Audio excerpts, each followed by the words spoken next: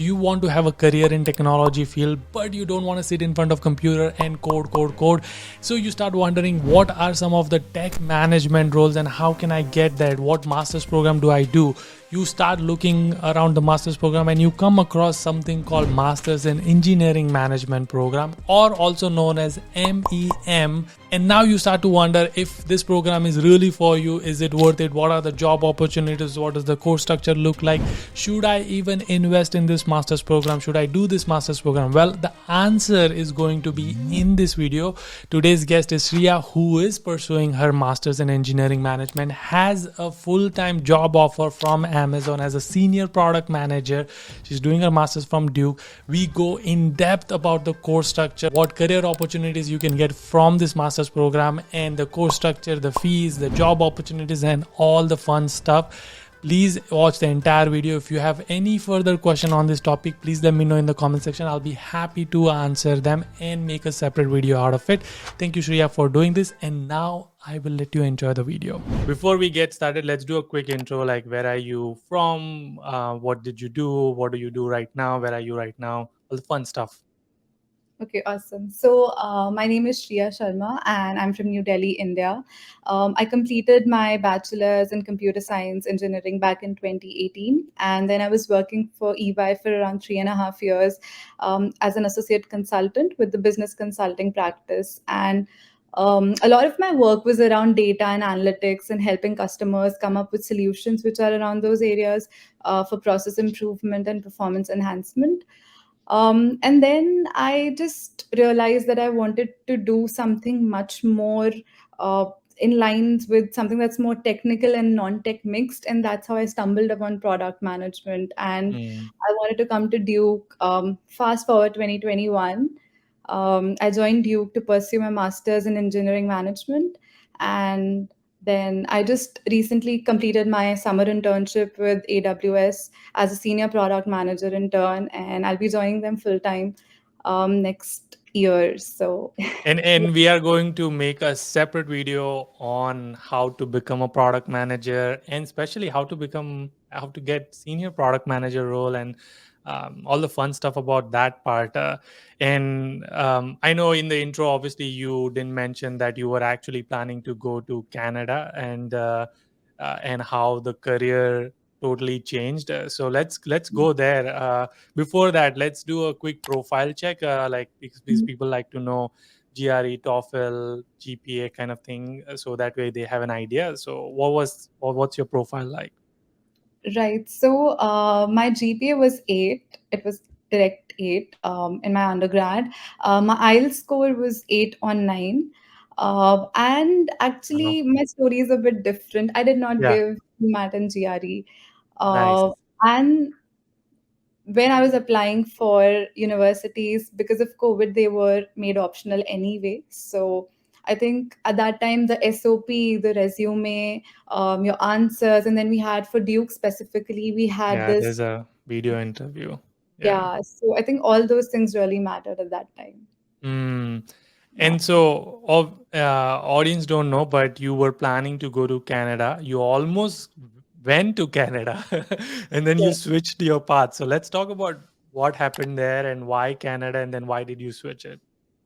Yeah, definitely. I keep on saying this here to everyone as well who asks me this, but I had no plans to come to the US, and I think you're the first person who knows this because I even spoke about this to you in the Insta live that we had. Yeah, So yeah, um, I think it all started with me wanting to just come outside of my comfort zone and do my master's degree in a program which was a mix of, as I said, tech and non-tech. I did not know back then if it'll be MEM or some other course.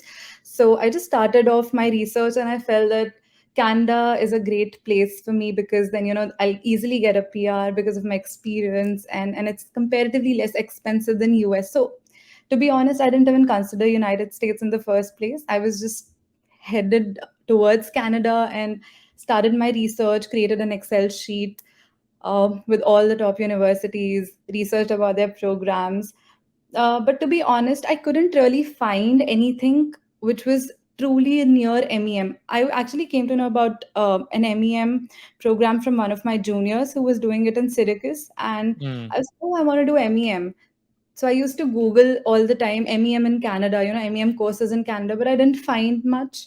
mm, And I did apply to like 6 schools in Canada, like University of Waterloo, Toronto, University of Ottawa, Alberta, Western. So 5, 6 universities, and they had courses like Master of Management Sciences. So these were kind of business analytics oriented courses. mm. And since my field was into data, I thought they were closer to MEM. But eventually, just things just fell into place. In the end, I felt like, okay, might as well try for US as well, because I have all my documents ready. I have Right. SOP भी बन गया, resume भी बना हुआ है.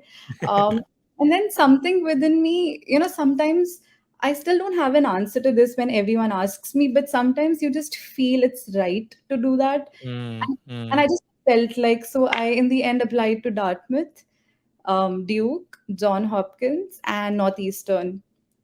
And these Basically, were all without GRE. all of them without GRE.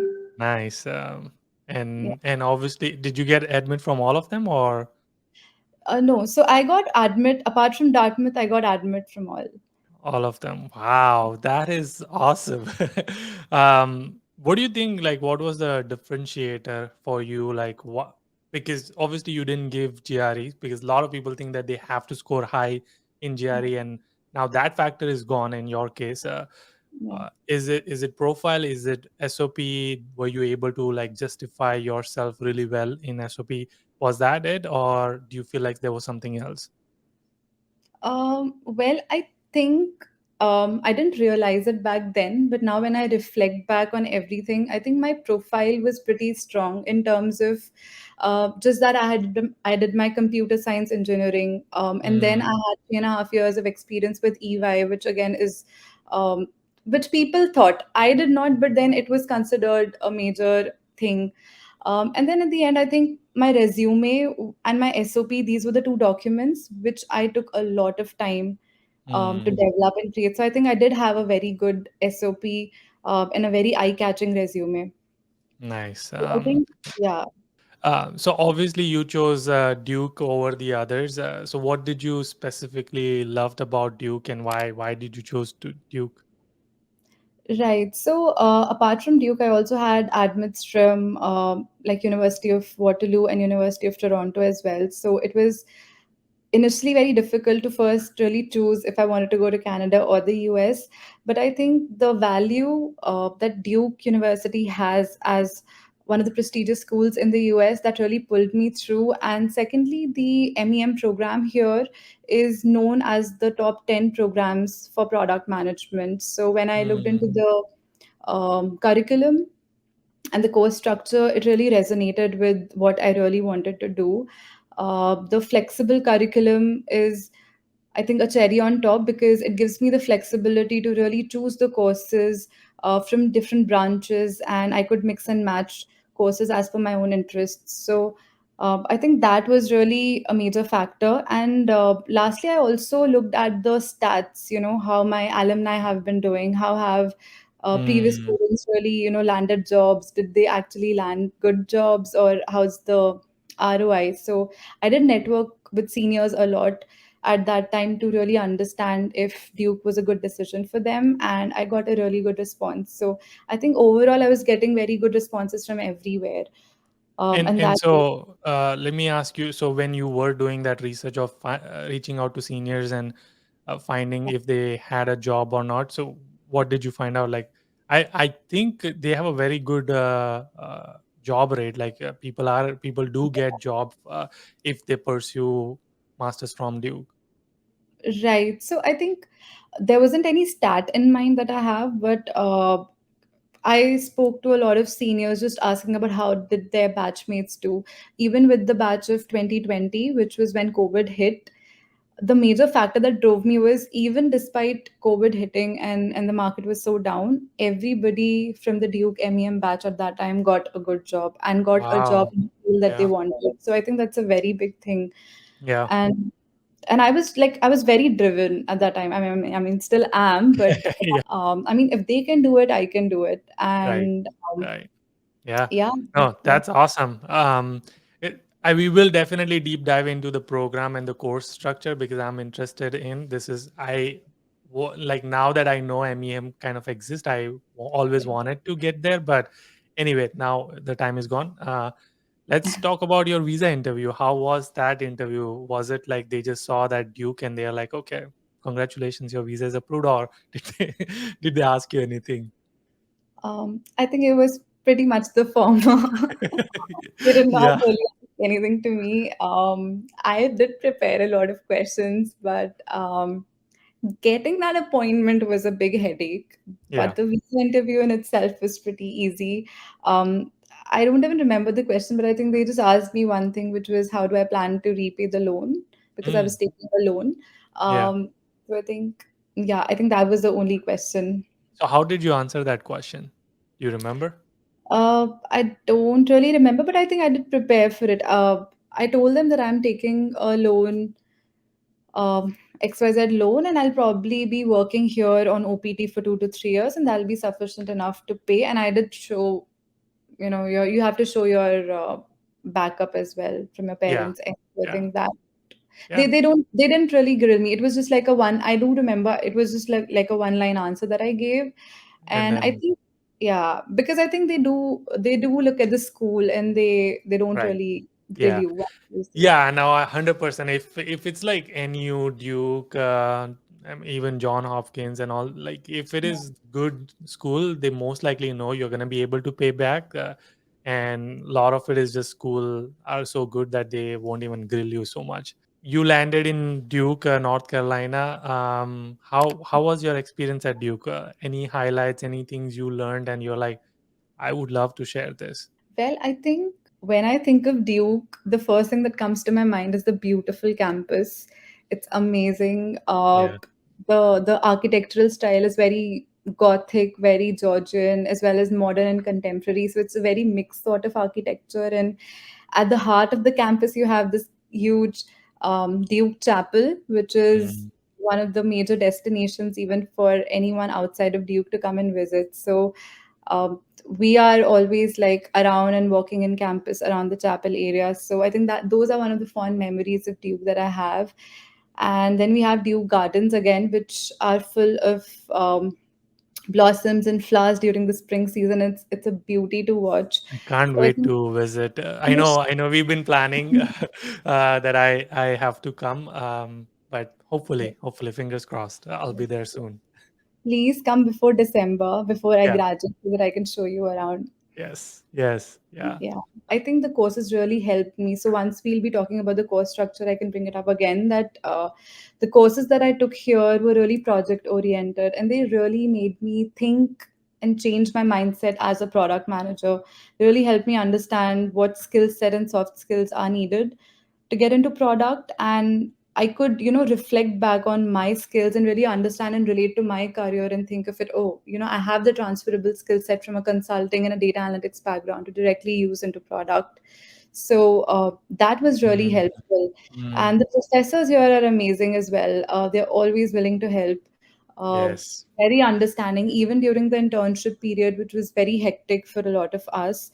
They were constantly motivating and helping us, giving that boost. So I think that, as well as the student clubs at Duke, I think that's been a great experience. So I was a part of the product management club, and that's where I got my product experience as well, again in the United States. So I think it's a mix of all these things that really makes the experience really good.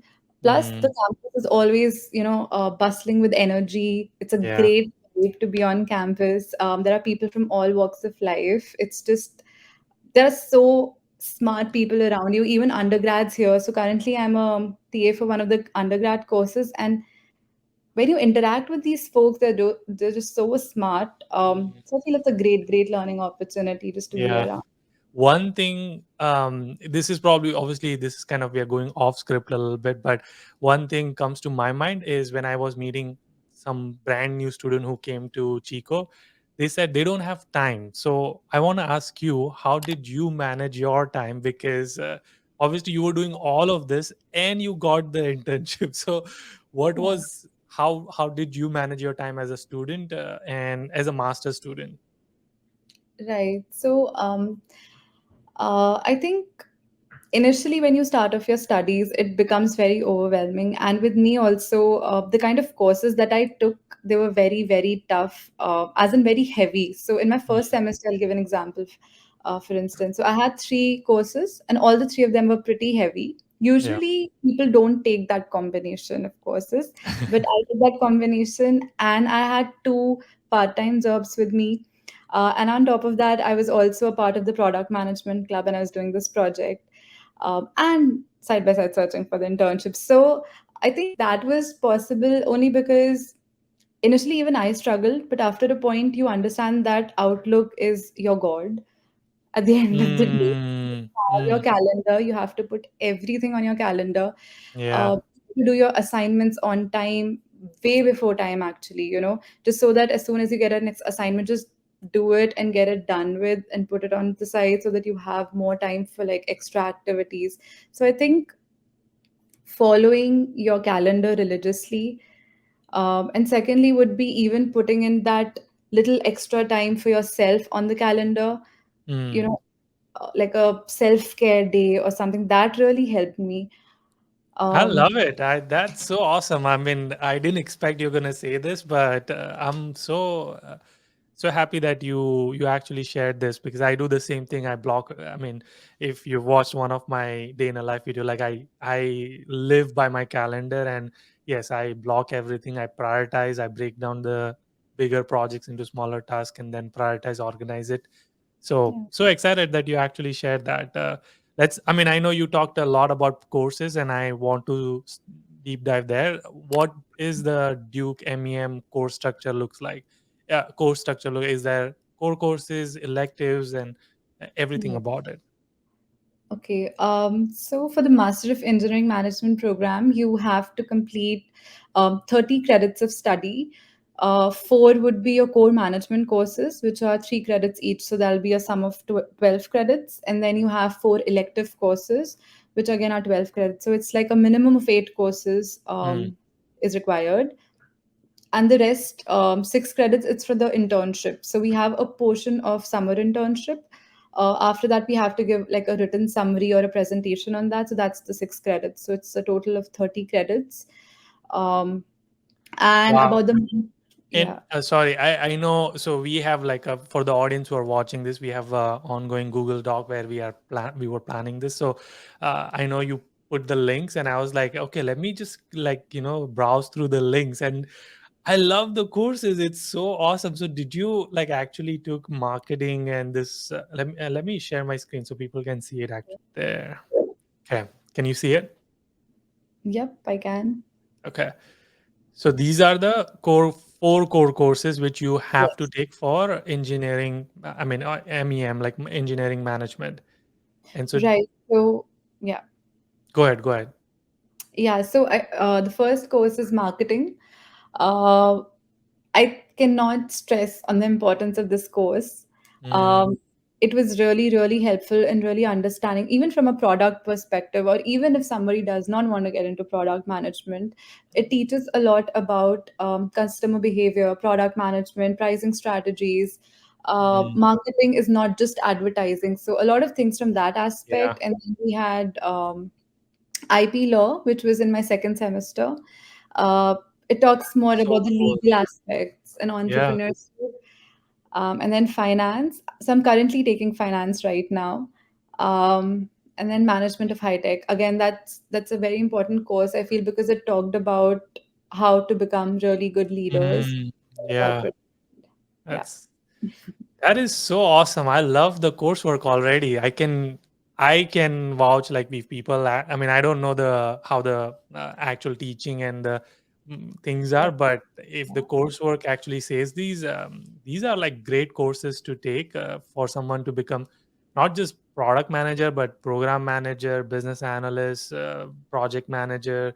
There are so many avenues you can take from this. Marketing tech is another one. So that's awesome.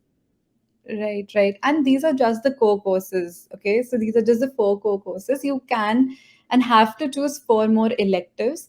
So if you look at the electives online link, there are different routes. So you can go into operations and supply chain management, you can get into product management, you can get into consulting, you can get into entrepreneurship, you can create your own track.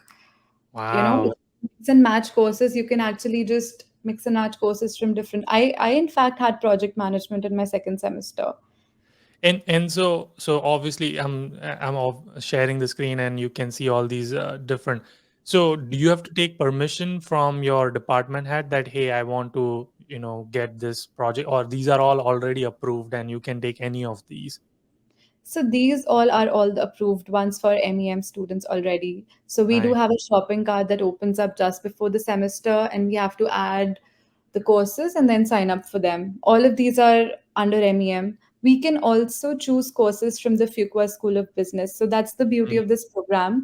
A lot of courses which come under this are from the Pratt School of Engineering as well as from Fuqua School of Business. So This is so awesome. Like, without I mean, I was just looking at the software engineering management. Like, for someone who wants to like become a Scrum Master, this is it. Like, wow, this is so awesome.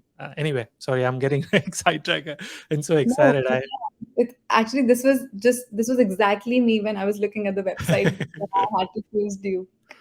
Yeah, yeah. By the way, Duke is not paying us.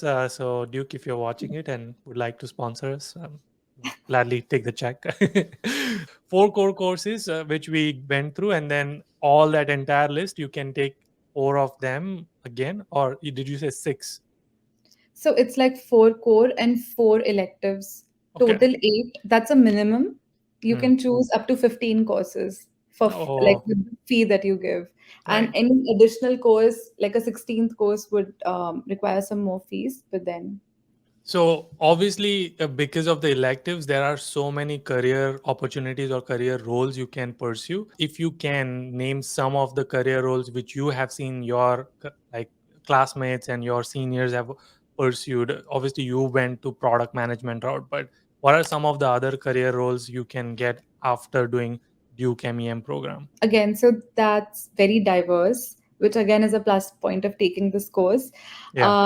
I've seen a lot of folks get into product consulting roles, and Mm, then project management, program management, business analysts, data science, data analysts, supply chain operations yeah. management, even Yeah. even to the extent of like entrepreneurship is taught. So a lot of folks have started their own startups as well eventually. So What? Really? yeah, Does it have tech industry?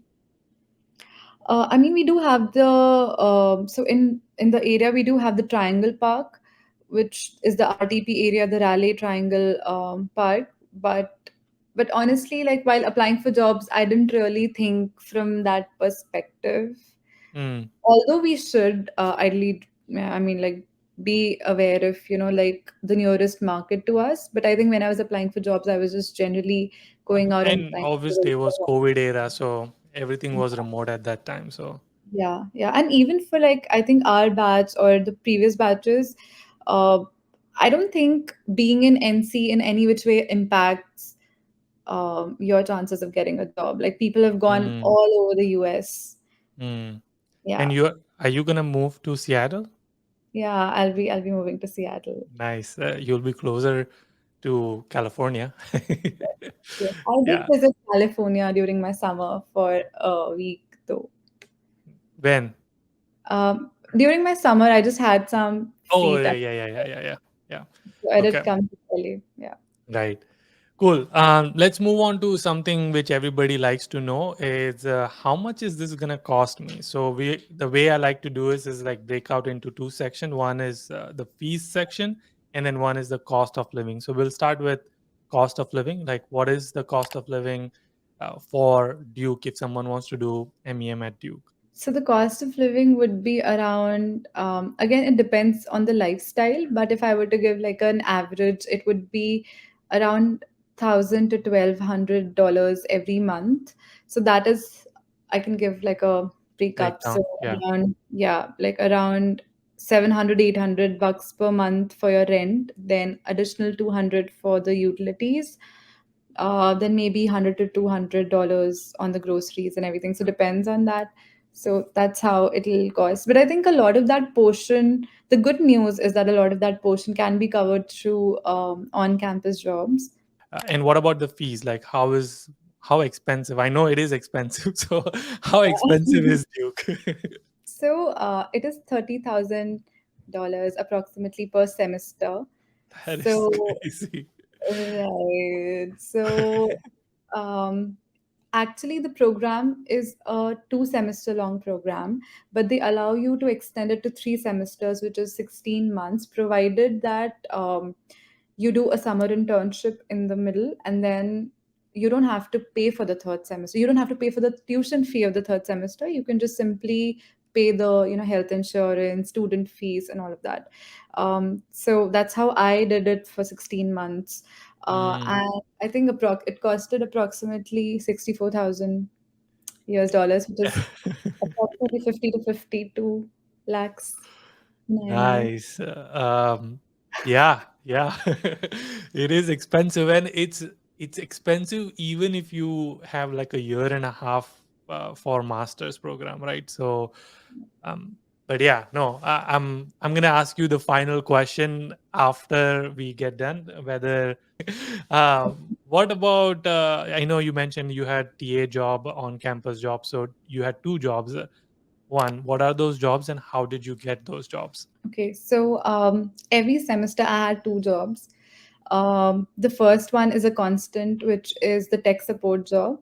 So we have a portal here called Duke List, and that's where all the job postings come up. So back in India, even before I joined Duke, I already had this job because I was What? proactive. Yeah, I was Okay. proactive. I was applying for these roles, and I told them that I'll be joining in the first semester. So I had got a week or two before I actually joined Duke. That is so awesome. Okay, I'm gonna stop you one because I want to deep dive a little bit in this. So you got the admit, you got the visa, and you are like, okay, now I'm gonna start looking out for the jobs on campus. You went to the portal, you found the tech support job, you applied. What was there an interview, or like you just got it? They so actually it depends on different jobs, but for Okay, this one, they had a huge form that I had to fill in, and there was some requirements. As in, since it's a tech support job, they had a lot of questions related to technology and how do you fix it or right. how have I fixed it. And I think that was pretty much it. Yeah, so there was a written assessment, and then based on that, they selected. And Yeah. you had the job, on campus job, before even you went to United States. Yes. That is so awesome. People Yeah. should like. I mean, I hope people learn from this and they apply these same techniques. But thank you for inspiring and actually validating some of my points, because I've said this many times and now you have actually implemented those. And I hope people take inspiration. Anyway, okay. So moving on to your next one, which is the TA job. Right. So every semester, so for the first semester, I was a TA for the Fuqua School of Business, which was for a data infrastructure course. It was related to SQL. And since I had background in that, usually it is said that you can't get a TA job in your first semester. Yeah. And I think that's what I feel breaking the norms is called, because I believe, at least through the reflection of my journey, even if people are saying that something is not possible, you shouldn't shut that opportunity. I think that's what Love I it. have learned. And that's what it said, right? That you should wait for the semester, get to know your professors, Yep. and then apply for the TA Yeah. job for the second Yeah. semester. In my case, since I already had experience in data, I reached out to this professor and I told them about my experience. I shared my resume with them, and they felt that I was good enough, and they selected me. So And this that's was after you landed or before? actually before. That is so awesome. Nice. And so, how did you find the professor? Again, that was posted, I think, on the same listing, but I Okay. did not get to know from that listing. I got to know through some of my friends who were also Mm. joining Duke. So there were 3 to 4 of us who actually were joining Duke, and both all of us like networked with that professor and connected. That is so awesome. Mm. This is like the best part. I love it. Thank you for saying it, and also saying that yes, there are people, your seniors might know a few things, and they might say like, don't do these things, but don't always just listen blindly. Maybe take chance, take some leap of faith, and do it. Do your own research, like Shreya did. Like that's awesome. What's the typical like pay rate for Duke on campus job? You don't have to tell me what you made, but like what's the range for jobs? I think again it depends from job to Yeah. job. But then again, we had a revision of the pay rate in the semester. So if I were to just give an average, that would be around $13 to $16 Okay. per hour. Okay. And because you, and I'm guessing you work 20 hours, 20 Yeah. hours per week. So did that cover your pretty much that 1,000 to 1,200 monthly expenses, cost of living? Right. So actually, in my case, the 1,000 1,200 that I gave was not exactly for me. That was just the average cost.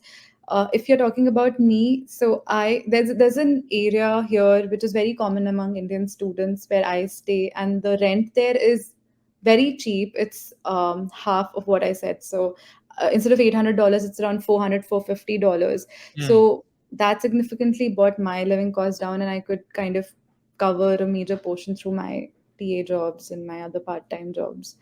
Nice. Uh, Cool. I didn't have Um, money from home for my living expenses. I haven't asked. Yeah. Very that's such a good feeling. Yeah. And obviously you had a loan, so that's what you were using to pay your tuition fees.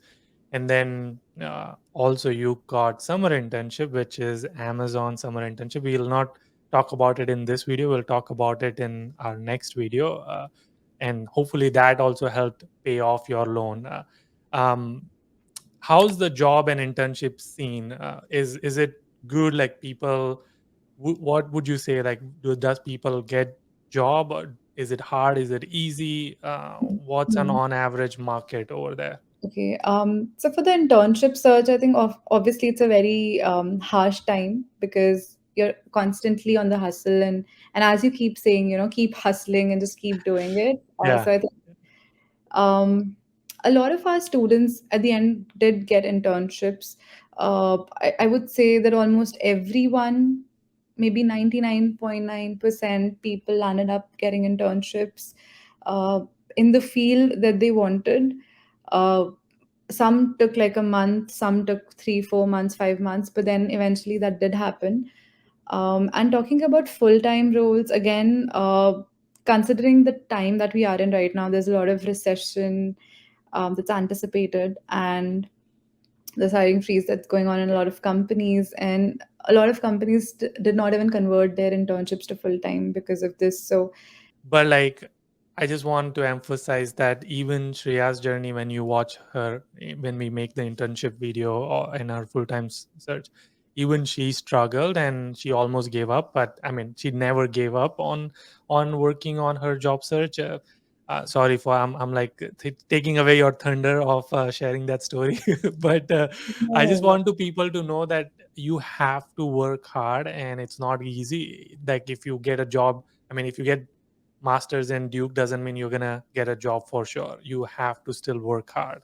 Anyway, two last questions. Number one is now that you're almost end of your masters, you have 2 months left before you graduate.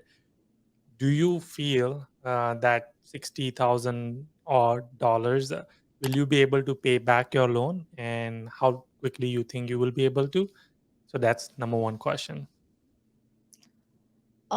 again, I've been very, very optimistic about things in life. So I'm very optimistic about this as well. I will be able to pay it off, I think in 6 to 8 months once I start working. That is so amazing. I'm so happy for you. Yeah, Um, thank yeah, you. that and the main reason I asked this question is for parents to see this when they are hesitant to send their kids, and kids when they are doubting themselves that, oh my God, I'm gonna take like 50,000, $60,000 loan. Will I be able to pay it back? what's the ROI? Here's an Yeah. example. Someone who did not have product management experience got into product management through the hard work and hustle, and is going to be able to pay off the loan, and the sky's the limit. Yeah, yeah. No, those are a lot of kind words, but I truly agree. Even when I was in on the other side, last year, it's difficult to see such a big amount, and that really stopped me. That was a major factor why I didn't Mhm. want to apply to the US. That, to Yeah, be really honest, I was like, that's a lot of amount. It's too much. And taking a loan in India, to be honest, is really not a very welcoming thing. yeah. You know, so of course it's a very big amount, but then I think once you come to the United States, वो जो dollar to INR conversion होता है ना, वो करना Uh, बंद कर देना चाहिए, and then the I think the rewards are way better. So yes, it is possible. If you can do it, so can others as well. definitely, definitely. That Yeah, was what drove me. I was like, if others can do it, I can do it. And if I can do it, I'm hoping anyone who's watching this video who is in that phase, because I get a lot of DMs yeah. that, should we come to Duke? Should we do MEM? The only answer that I think right is that if you have the fire in you, then definitely yes. Uh, if you really want to do it, if you really think that you want to change your life, you want to change and get into a career that's really what you dream of, then you should go behind it and don't let anything and anything stop. Final question, which is, what is that one advice would you give to students who are, wanting Mm. to come to United States, either to Duke, to become product manager? They have high dreams and hopes. What's the one Right. advice would you give them? Um, well, I would just simply say get comfortable with being uncomfortable. I mean, I can't stress enough on how important it is to go to really come out of your comfort zone. And it might be scary, it might feel awkward, but do it anyway. You might feel that you're underqualified, but get into the room anyway. Be imperfect, be unsure, but show up anyway. So I think if you really want to do it, just do it. Don't let anything or anyone stop you from doing what you really feel you need to do. So I think that's what I'll say. And yeah, that And that it, that kind of attitude really helped me. I mean, I yeah, still get imposter syndrome, honestly. I still feel that, oh, am I good enough? Like, really? All of this happened to me. But then you have to be confident. You have to yeah. owe to your failures and your successes. So, yeah. Yeah, yeah, and imposter syndrome is so real. Like I think everybody who comes here goes through it. Probably just don't talk about it, but they at some point they feel they're not worthy enough. They don't think that they're capable enough. They don't think they're good enough to get that job, so they don't even try it. But I like what you said, and I love what you said. So, and I'll just add to that that if she and I can do it, I mean, you should be able to do it. Trust us if you're saying that. So I can't wait to bring you back to talk about your product management journey and how you got internship even without not having any product manager experience and your full-time journey. But until our next one. Keep smiling and keep hustling. Nice.